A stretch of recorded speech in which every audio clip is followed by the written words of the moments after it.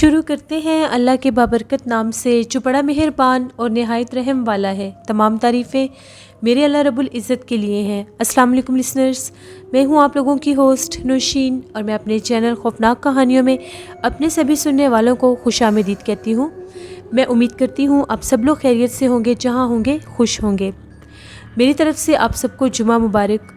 Listeners, जिन्नात के वजूद से हर इंसान को डर लगता है और कहीं ना कहीं बहुत से इंसानों की ज़िंदगियों में जिन्नात के साथ ऐसे बहुत से वाक़यात हो जाते हैं जिनको फ़रामोश करना मुश्किल होता है।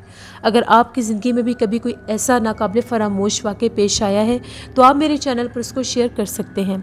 आज आप लोगों के लिए मैं बहुत ही ज़्यादा डरावनी कहानियाँ लेकर आई हूँ जिन्हें आप लोग बहुत पसंद करेंगे। सिलसिला शुरू करते हैं आज की खौफनाक कहानियों का। बढ़ते हैं आज की पहली खौफनाक कहानी की तरफ। ये खौफनाक कहानी वकार शेयर कर रहे हैं लाहौर से। वकार कहते हैं, मैं लाहौर का रहने वाला हूँ और आपके साथ अपनी ज़िंदगी में पेश आने वाली एक बहुत ही ज़्यादा डरावनी कहानी शेयर करना चाहता हूँ। लाहौर में भी ऐसी बहुत सी जगह हैं जिनके बारे में ये कहा जाता है कि वो जगह आसेब ज़दा हैं, वहाँ पर जिन्नात अपना वजूद रखते हैं। मेरी शॉप है लाहौर के बहुत मशहूर बाज़ार अनारकली में। मेरी वहाँ पर तकरीबन 10-12 साल पुरानी मेरी वहाँ पर शॉप है। मेरे साथ जो किस्सा पेश आया, जो डरावना नाकाबिल फ़रामोश किस्सा मेरी ज़िंदगी में जो पेश आया, वो आज से 6 साल पहले की बात है। एक दफ़ा ऐसा था, छोटी ईद का सीज़न था, मीठी ईद का सीज़न था। तो उन दिनों में आपको पता है कि बाज़ार में बहुत ज़्यादा रश होता है और दुकानें बहुत ज़्यादा देर से बंद होती हैं। बिल्कुल जो आखिरी दिनों के ईद के आखिरी दिन होते हैं उनमें तो बाज़ार बंद होते ही नहीं हैं, बल्कि पूरे रमज़ानुल मुबारक में लाहौर की फूड स्ट्रीट्स भी ओपन होती हैं और पूरे शहर में रौनक होती है। मेरी कुछ तबीयत ठीक नहीं थी तो मैंने अपनी शॉप रात के 2:30 बजे बंद की। अभी भी बहुत ज़्यादा कस्टमर्स आ रहे थे। अभी 10वां-11वां रोज़ा था। तो मैंने सोचा कि मैं अपने घर की तरफ चलता हूँ। जिस तरफ से मैं आ रहा था अनारकली बाज़ार से अकबरी रोड वाली साइड पर, वहाँ पर मैंने सुना हुआ था कि एक घर है। उस घर के बारे में बहुत से किस्से कहानियाँ दोस्त भी हम लोगों के साथ शेयर करते थे, लेकिन मेरा पर्सनल कोई एक्सपीरियंस ऐसा नहीं हुआ था।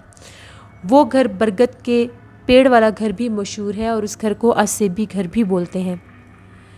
उस घर के पास से बहुत से लोगों ने बहुत सी बातें बताई हुई थी। मैं जब उस घर के करीब पहुंचा, मैं अपने मोटर बाइक पर था। उसके थोड़ा ही दूर मेरा अपना भी घर का इलाका शुरू हो जाता था। जैसे ही मैं उस तरफ आया तो मुझे उस बरगद के पेड़ के पास वो जो घर था, मैं बिल्कुल उसके करीब से गुज़रा। मेरे वहमो गुमान में भी नहीं था कि वहाँ पर कुछ हो सकता है। तो मुझे वहाँ से बच्चों के हंसने की आवाज़ आ रही थी। ये मेरा वहम नहीं था, ये बिल्कुल मैंने आवाज़ अपने कानों से सुनी थी। बच्चे हंस रहे थे, बिल्कुल जैसे छोटे बच्चे शरारतें करके हंसते हैं, छुपते हैं, खेलते हैं, इस तरह से आवाज़ें आ रही थी। और बरगद के जो पेड़ की उसकी जो शाखें हैं वो ज़मीन तक झुकी हुई थी और वो झूल रही थी। इस तरह से झूल रही थी कि मखसूस हिस्से की शाखें सिर्फ झूल रही थी, बाकी दरख्त बिल्कुल हिल नहीं रहा था, उसके कोई पत्ता भी नहीं था हिल रहा। मैंने जब ये मंज़र देखा मैं थोड़ा सा डर गया। मैंने आयतुल कुर्सी पढ़ी और मैं तेज़ी से वहाँ से निकल गया। मैं वहाँ पर रुका ही नहीं। जब मैं घर वापस आया तो मैंने ये बात अपनी मिसेस के साथ भी शेयर की। थोड़ा ही टाइम रह गया था सहरी में। मैंने उन्हें बताया कि आज मेरे साथ भी ये एक वाक़या हुआ है। मैं वहाँ से गुज़र रहा था तो मुझे बच्चों के हंसने की आवाज़ आई। तो मेरी मिसेस ने मुझे ये कहा कि आप दोबारा से उस रास्ते से मत आइएगा, क्योंकि अल्लाह ना करे रात के टाइम आना होता है। जब वो एक जगह मशहूर है, जब उसके बारे में सब ने बातें की हुई हैं, तो ऐसा ना हो कि कोई नुकसान पहुँच जाए। मैंने उनकी बात मान ली। ईद गुज़र गई। ईद गुज़रने के बाद तकरीबन 3-4 माह के बाद की बात है, बकरा ईद भी गुज़र चुकी थी। तो मेरा कुछ स्टॉक आना था, मैं उसका इंतज़ार कर रहा था। तो जो स्टॉक मेरा आना था वो बहुत ज़्यादा लेट हो गया। उसके इंतज़ार में मुझे शॉप पर ही रुकना पड़ा। जैसे ही मेरा स्टॉक आया, मौसम भी बहुत ज़्यादा ख़राब था उस रात, बहुत तेज़ बारिश हो रही थी, 1:30-2 का टाइम था। मैंने वो जो स्टॉक था अपनी शॉप में उतरवा कर तो मैं अपने घर आ गया। मैंने यही सोचा था कि मैं सुबह के टाइम मैं इसको सेट कर लूँगा। 1-2 वर्कर भी मेरे साथ होते हैं सेल्समैन, उनसे मैं सेट करवा लूँगा। तो मैं वापस घर की तरफ आने लगा। मेरे जहन से वो चीज़ ही स्किप होगी कि मैं किस रोड की तरफ चल पड़ा हूँ। मैं उसी बरगद के पेड़ वाले रोड, अकबरी रोड की तरफ, उस घर के रास्ते से मैंने गुजर कर जाना था। जैसे ही मैं उस रोड पर आया, बारिश बहुत ज़्यादा तेज़ हो गई। इतनी तेज़ बारिश थी, ऊपर से बिजली भी चमक रही थी, बादल गरज रहे थे, बड़ा अजीबोगरीब मौसम था। अब बारिश एकदम से इतनी तेज़ शुरू हुई कि मेरे से बाइक भी नहीं चलाया जा रहा था। ऐसे लग रहा था मुझे कोई चीज़ पीछे की तरफ धकेल रही है। बहुत तेज़ हवा भी थी। मैं जैसे ही उस घर के करीब पहुंचा तो मैंने अपना बाइक रोका, क्योंकि मेरे से बाइक नहीं चलाया जा रहा था। बारिश बहुत ज़्यादा तेज़ थी। मैंने सोचा थोड़ी सी बारिश कम होती है तो मैं यहाँ से आगे निकलता हूँ। उस वक्त मैं बिल्कुल उस घर के पास खड़ा था। वो घर इस तरह से है कि उस घर का, वहाँ पर कोई इंसान नहीं रहता। उस घर को वो जो दरख्त है, बरगद का जो पेड़ है, उसने अपनी लपेट में लिया है। उसकी शाखें, उसकी जड़ें उस पूरे घर में फैली हुई हैं। ये घर जो है, इस घर के बारे में मशहूर है कि असेब ज़दा घर है, जन्नात से भरा हुआ घर। उसके पास मैं खड़ा हुआ था। अभी मुझे वहाँ पर खड़े हुए 2 मिनट ही हुए थे, इतनी तेज़ बारिश थी। जैसे बिजली चमकी, मुझे बाकायदा महसूस हुआ कि जैसे बरगद के दरख्त के नीचे कोई बैठा हुआ है। मुझे लगा शायद मेरा वहम है, क्योंकि ऑब्वियसली वहाँ पर जिन्नात थे। खौफ तो इंसान के दिल में रहता है। मुझे लगा कि शायद मेरा वहम होगा, क्योंकि पता था जिन्नात वाली जगह तो डर जाता है इंसान। मैंने अपना बाइक स्टार्ट किया कि मैं वहाँ से निकलता हूँ, और मैंने अपना वहम दूर करने के लिए अपने मोटर बाइक की जो लाइट थी वो उस दरख्त की तरफ की, तो वहाँ पर वो दरख्त के तने, उसकी जड़ें और वो घर का बाकायदा हिस्सा भी नज़र आ रहा था। मैंने अपने मोटर बाइक की लाइट में देखा कि एक आदमी है, बिल्कुल स्याह रंगत है उसकी, और वो ऐसे बैठा जैसे पाँव के बल बैठते हैं, पाँव के बल बैठा हुआ था। उसका चेहरा बहुत ज़्यादा डरावना था। उसके सर के दरमियान में एक सींग था। आंखें बहुत ज़्यादा बड़ी थीं, इतनी बड़ी आंखें थीं कि वो बाहर की तरफ निकली हुई थी, और बिल्कुल सफ़ेद कलर की आंखें थीं। रेड कलर की उसकी ज़ुबान थी जो मुंह से बाहर निकली हुई थी, और काफ़ी ज़्यादा बड़ा उसका वजूद था। वो बिल्कुल, मैंने उस दरख्त की, उस जगह के ऊपर उसको बैठे हुए देखा। जैसे मैंने उसे देखा, मेरे मुंह से एकदम अल्लाह अकबर निकला, और मैं बहुत ज़्यादा डर गया। मैंने अपना बाइक स्टार्ट किया। जैसे मैंने वहाँ से अपना बाइक को मैंने रेस दी, मैं वहाँ से निकालने लगा अपना बाइक, मुझे इतनी भयानक आवाज़ आई, इतनी भयानक आवाज़ आई जैसे बाकायदा वो मेरे ऊपर धाड़ा है। मैं फ़ौरन से अपने घर आया। मेरी तबीयत बहुत ज़्यादा ख़राब हो गई, मुझे बुखार हो गया। उसका वो डरावना चेहरा मेरी आंखों के आगे से हटता नहीं था। मैं बहुत ज़्यादा खौफज़दा हो गया। उस वक्त तो मैं किसी को कुछ बताने की कंडीशन में ही नहीं था, क्योंकि जब मैं बाइक चला कर आ रहा था, बारिश और वो इतनी तूफ़ानी बारिश और वो रात, और उसमें मेरा बाइक इतना भारी हो गया था, ऐसे लग रहा था कि जैसे इसके ऊपर मेरे अलावा भी कोई बैठा हुआ है, लेकिन मेरे बाइक पर कोई भी नहीं था। फिर भी मैं आयतुल कुर्सी पढ़ता रहा और मैं अपने घर आया। पीछे पलट कर तो मैंने देखा ही नहीं दोबारा। मैं घर आया तो मेरी मिसेज़ ने दोबारा मुझे बहुत ज़्यादा समझाया भी और ख़फ़ा भी हुई कि आपको मना किया था कि उस तरफ से ना आए, वहाँ पर जिन्नात हैं।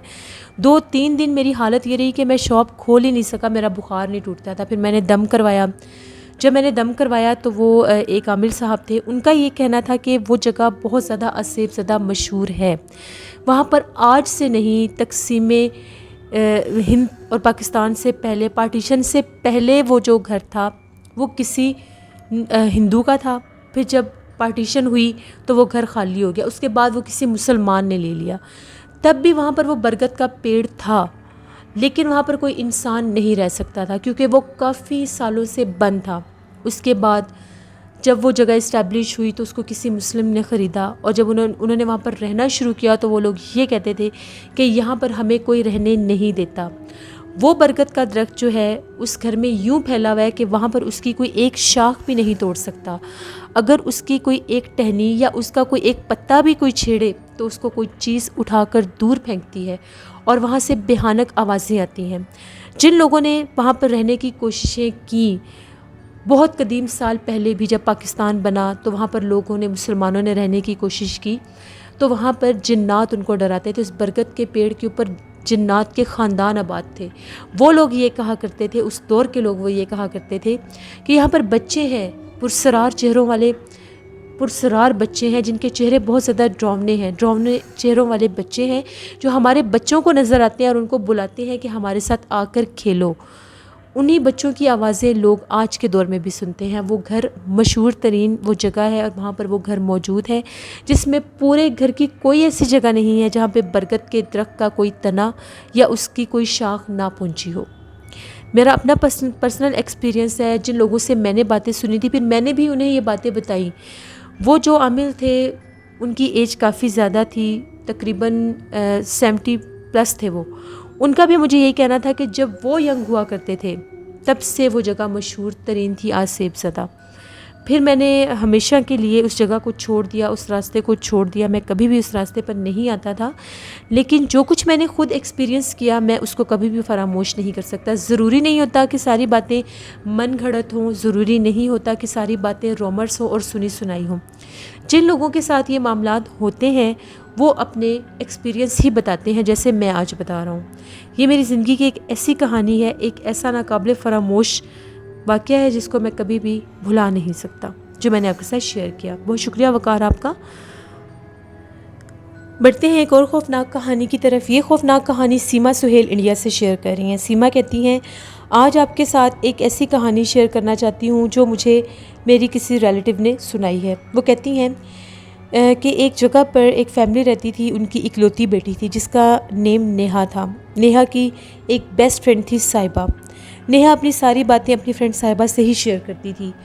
वो उसकी इतनी बेस्ट फ्रेंड थी कि ऐसी कोई बात नहीं थी जो वो उससे छुपाए। कॉलेज से जब वो लोग घर आती थी तो घर आकर भी वो फ़ोन पर उसके साथ बातें किया करती थी। अपनी रूटीन के मुताबिक एक दफ़ा नेहा ने साहिबा को कॉल की तो उसका नंबर कहीं रॉन्ग नंबर पर जाकर लग गया। उसने जब आगे से किसी आदमी की आवाज़ सुनी तो उसने फ़ोन बंद कर दिया।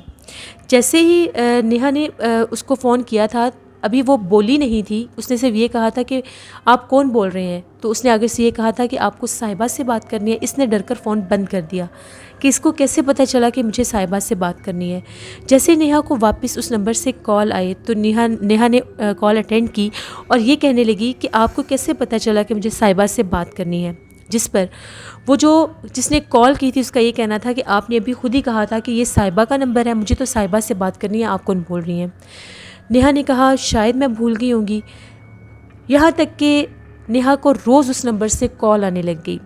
नेहा इन बातों में ये भी भूल गई कि उसने बात साहिबा से करनी थी या साहिबा से उसने ये बात शेयर ही नहीं की। यहाँ तक कि उसकी फ्रेंडशिप होगी उस कॉल करने वाले लड़के के साथ।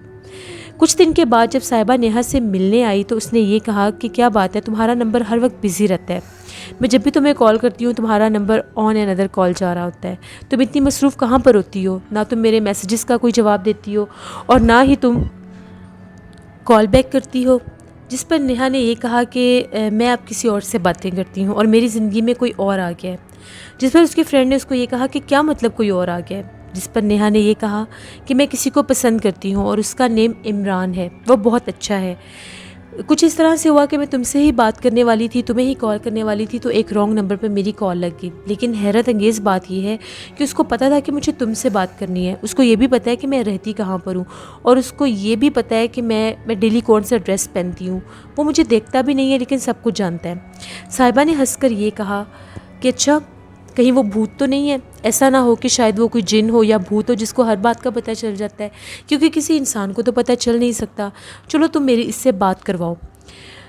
नेहा ने साहिबा को उसकी तस्वीर भी दिखाई और कहा कि देखो ये कितना खूबसूरत लड़का है, ये तो एक पायलट है और मुझे बहुत ज़्यादा पसंद है, हम लोग बहुत जल्द शादी भी कर लेंगे।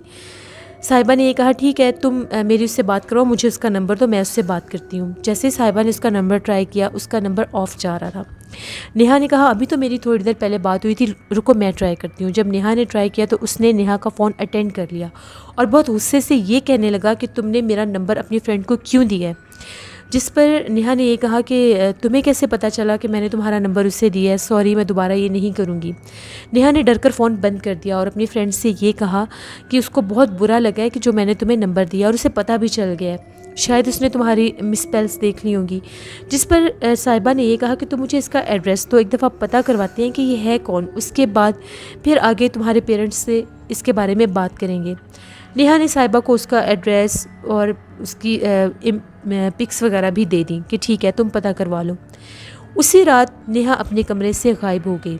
उसके घर वालों ने जब सुबह जाकर उसके कमरे को देखा तो उसका कमरा लॉक था, लेकिन अंदर से कोई आवाज़ नहीं आ रही थी। जब उन लोगों ने दरवाज़ा तोड़ कर देखा तो नेहा अपने कमरे में नहीं थी, बंद कमरे से वो गायब हो चुकी थी। फिर उसकी क्लोज़ फ्रेंड तो सिर्फ साहिबा ही थी। उनके पेरेंट्स ने साहिबा को बुलाया तो साहिबा ने सारी बात बता दी कि ये एक लड़के के साथ यूँ इसकी अटैचमेंट हो गई थी और ये लोग शादी करना चाहते थे, ये उस लड़के का नाम है, ये उसका एड्रेस है। वो लोग उस बताए हुए पते पर पहुँचे और उन लोगों को जाकर ये कहने लगे कि आपका जो बेटा है हम लोगों की बेटी को घर से भगा कर ले आया है और हम लोगों की बेटी वापस करें, आपके बेटे का नाम इमरान है। उन लोगों ने ये कहा कि आप लोग कैसी बातें कर रहे हैं, ये मुमकिन ही नहीं, आप हमारे बेटे पर इल्ज़ाम लगा रहे हैं, हमारे बेटे को तो मरे हुए 4 साल हो गए हैं, एक मुर्दा इंसान कैसे किसी लड़की को लेकर जा सकता है। फिर उन लोगों ने ये कहा कि हम आपसे झूठ नहीं बोल रहे, आप ये तस्वीरें भी देख सकते हैं, बाकायदा एड्रेस भी देख सकते हैं और इस नंबर पर बात भी होती रही है, इस नंबर से आप ये भी चेक कर सकते हैं। अब लड़के के घर वाले भी परेशान हो गए और लड़की के घर वाले भी। फिर उन लोगों ने ये कहा कि हमें किसी साहिब इल्म हस्ती से रुजू करना चाहिए। फिर उन लोगों ने एक आमिर साहब से रुजू किया तो आमिर साहब का ये कहना था कि इमरान के रूप में कोई जिन था जो नेहा पर आशिक था और वो नेहा को अपने साथ ले गया। नेहा कभी भी वापस नहीं आई। नेहा के वालिदैन हमेशा उसकी राह देखते रह गए, लेकिन उसका कुछ पता नहीं था कि वो कहाँ गई और कहाँ नहीं। कुछ ने ये कह दिया कि शायद वो मर गई होगी, कुछ ने ये कह दिया कि वो जिन्नात की दुनिया में है, लेकिन कोई भी इसके बिहाइंड रियलिटी नहीं जानता कि वो कहाँ गई और कहाँ नहीं। ये एक स्टोरी थी जो सीमा सुहेल ने इंडिया से शेयर की। बहुत शुक्रिया सीमा आपका। बढ़ते हैं एक और खौफनाक कहानी की तरफ। ये खौफनाक कहानी ज़हीर अब्बास शेयर कर रहे हैं इंडिया पंजाब से। ज़हीर कहते हैं कि आज आपके साथ एक ऐसी कहानी शेयर करना चाहता हूँ जो मेरे दादाजी ने मुझे सुनाई थी। मेरे दादाजी भी इंडिया के ही रहने वाले हैं, लेकिन जब मेरे दादाजी जवान हुआ करते थे तो उस दौर में वो राजस्थान में रहा करते थे। उनका गांव राजस्थान में था। तो दादाजी व्यापार के सिलसिले में मुख्तलिफ़ गाँव में जाया करते थे। उनका व्यापारी का काम था। तो दादाजी बताते हैं कि एक दफ़ा वो अपने व्यापार के सिलसिले में अपने गांव से दूर किसी गांव के इलाके में गए हुए थे। उस दौर में अक्सर लोग या तो घोड़ों पर सफ़र किया करते थे या पैदल सफ़र किया करते थे। जो लोग उस दौर में अमीर होते थे वो तो घोड़ों पर सफ़र कर लिया करते थे, लेकिन जो लोग बिल्कुल मुतवस्सित होते थे वो पैदल सफ़र किया करते थे। लेकिन कुछ गाँव के हिस्से ऐसे होते थे जहाँ पर कोई भी तांगा बस वगैरह तक भी नहीं जाती थी, सवारी तक की भी रसाई नहीं थी। तो दादाजी ऐसे ही किसी गांव में गए हुए थे। दादाजी जब व्यापार करने जाया करते थे तो उनको 5 या 6 दिन भी कभी कभार लग जाया करते थे, क्योंकि जिन रास्तों से उनको गुजर कर जाना होता था बाज़ औक़ात वहाँ पर से पैदल गुजरना होता था। तो दादाजी कहते हैं कि इसी सिलसिले में एक गाँव की तरफ मैं जा रहा था तो मेरे साथ मेरा एक दोस्त भी था। हम दोनों दोस्त, हम लोगों ने राजस्थान से आगे ही एक गाँव में जाना था। वहाँ से गुज़रने के लिए हमें उससे पहले एक और गांव से गुज़र कर जाना पड़ा। वो जो गांव था उस गांव के बारे में ये मशहूर था कि उस गांव में किसी दौर में इंसान आबाद होते थे। वो गांव जो था, उस गांव के एक हिस्से पर एक ऐसा कदीम और पुराना शमशान घाट था जिस पर चुड़ैलों और आफ़तों का बसेरा हो चुका था। वो जो चुड़ैलें और आफ़तें थीं उन्होंने औरतों के रूप लेकर उस गाँव में आकर रहना शुरू कर दिया और फिर गाहे बगाहे गांव में अजीबोगरीब वाक़यात होना शुरू हो गए। लोग मरने लग गए। तो जब आए दिन किसी न किसी की मौत हो जाती थी या कुछ लोग गायब हो जाते थे और कुछ औरतों के सर के बाल गायब हो जाते थे, उनकी कोई चोटियाँ काट लेता था रात के टाइम, अजीबोगरीब वहाँ पर वाक़यात होते थे। और वो जो उनके कटे हुए बाल होते थे वो उसी आसेब सदा शमशान घाट में से मिलते थे। तो लोगों को ये डर पड़ गया कि शायद जो शमशान घाट पर जिन्नात और जो चुड़ैलें हैं अब वो वापस गांव में आ गई हैं। उस वजह से लोगों ने उस गांव को छोड़ दिया। जब वो गांव बिल्कुल वीरान हो गया तो उस गांव में जिन्नात आबाद हो गए। अब हम लोगों के दादाजी को और उनके दोस्त को भी पता था कि हम लोगों ने जिन्नात वाले गांव के पास से होकर गुजरना है। उन लोगों की ये कोशिश थी कि वो शाम होने से पहले उस गाँव को क्रॉस करके चले जाएँ, लेकिन पैदल होने की वजह से वो जितना भी तेज़ चल लेते उनको शाम हो गई थी उस गांव के पास से गुज़रते गुज़रते। वो कहते हैं कि हम लोग उस गांव के अंदर तो जाने का कभी सोच भी नहीं सकते थे। हम लोगों ने उसकी हदूद से गुज़र कर दूसरे गांव में जाना था। तो जब हम लोग उसकी हदूद के पास आए उस वक्त तक तकरीबन रात ढल चुकी थी। इन लोगों के पास सफ़र के दौरान अपने लिए लालटेन वगैरह और कुछ खाने पीने का सामान भी था।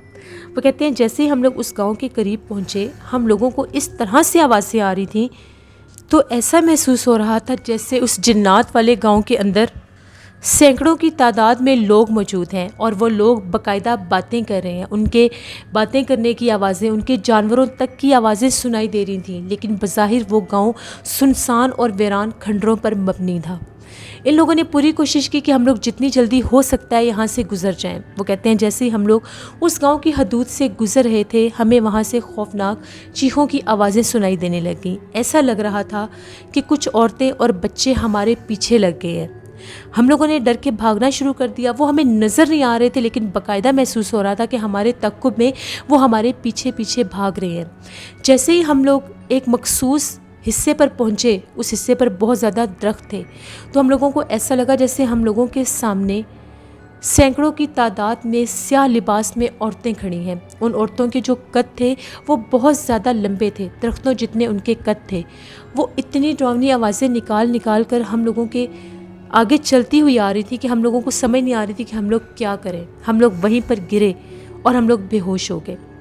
जब हम लोगों की आंख खुली तो हम लोगों के पास कुछ लोग मौजूद थे और हम लोग उस गांव में नहीं थे, उस गांव से कहीं बाहर थे। हम लोगों ने उनसे पूछा कि हम लोग कहाँ पर हैं और ये कौन सी जगह है। तो उन लोगों ने हमें उस गांव का नाम बताया कि तुम लोग हम लोगों की गांव की हदूद पर मिले हो, लेकिन हम लोग हैरान हैं कि तुम लोग कौन हो। हम लोग तुम्हें मुर्दे समझ रहे थे कि कोई मार कर फेंक गया है, लेकिन जब तुम लोगों को चेक करवाया गया तो तुम लोग ज़िंदा थे। तुम लोग कौन हो और कहाँ से आए हो? फिर मेरे दादाजी और उनके दोस्त ने उनको सारी बात बताई। उन गाँव वालों का भी यही कहना था कि जिन्नात वाले गाँव से अगर कोई रात के टाइम होकर गुजरे तो वो जिन्नात उसको नहीं छोड़ते। तुम लोग बच इसलिए गए कि तुम लोगों के पास आग थी। उन जिन्नात ने तुम लोगों को वहाँ से उठाकर यहाँ पर आकर फेंक दिया। अगर तुम लोगों के पास वो लालटेन ना होती तो तुम लोगों का नामो निशान भी ना मिलता। ये कहानी हम लोगों को दादाजी अक्सर सुनाया करते थे। उसके बाद दादाजी लोगों ने भी वो राजस्थान के गांव छोड़ दिए और फिर वो लोग इंडिया पंजाब में शिफ्ट हो गए। ये एक स्टोरी थी जो ज़हीर अब्बास ने इंडिया से शेयर की। बहुत शुक्रिया ज़हीर आपका। जिससे ये थी आज की खौफनाक कहानियाँ। अपना फीडबैक मुझे ज़रूर दें, आप लोगों को कैसी लगी। आप लोग भी अपनी खौफनाक कहानियाँ शेयर कर सकते हैं डिस्क्रिप्शन बॉक्स में दिए गए email ID noshinmilk57@gmail.com पर। इसके अलावा आप लोग मुझे कमेंट बॉक्स में भी स्टोरी शेयर कर सकते हैं। हॉरर उर्दू सेंटर पर शमशान की आज 8वीं एपिसोड मैंने पोस्ट कर दी है, उसको ज़रूर विज़िट करें। बहुत हॉरर नॉवल है और उससे आगे भी मज़ीद बहुत ज़्यादा हॉरर होने वाला है। नौशीन वॉइस ऑफिशियल पर मैं डेली शॉर्ट्स बीटा पोस्ट करती हूँ, उनको भी विज़िट करें, आप लोगों को बहुत पसंद आएंगे। उर्दू कहानियाँ मेरी कज़न का चैनल है, उनको भी सब्सक्राइब करें, सपोर्ट करें। नीलम वॉइस ऑफिशियल मेरी सिस्टर का चैनल है, उनको भी सब्सक्राइब करें और सपोर्ट करें। इंशाल्लाह कल आप लोगों के साथ फिर मुलाकात होगी किसी नई खौफनाक कहानी में। अपना बहुत सा ख्याल रखिएगा, अपनी ढेरों दुआओं में मुझे मेरे वालिदैन को ज़रूर याद रखिएगा। Thank you for watching, stay blessed, अल्लाह निगहबान।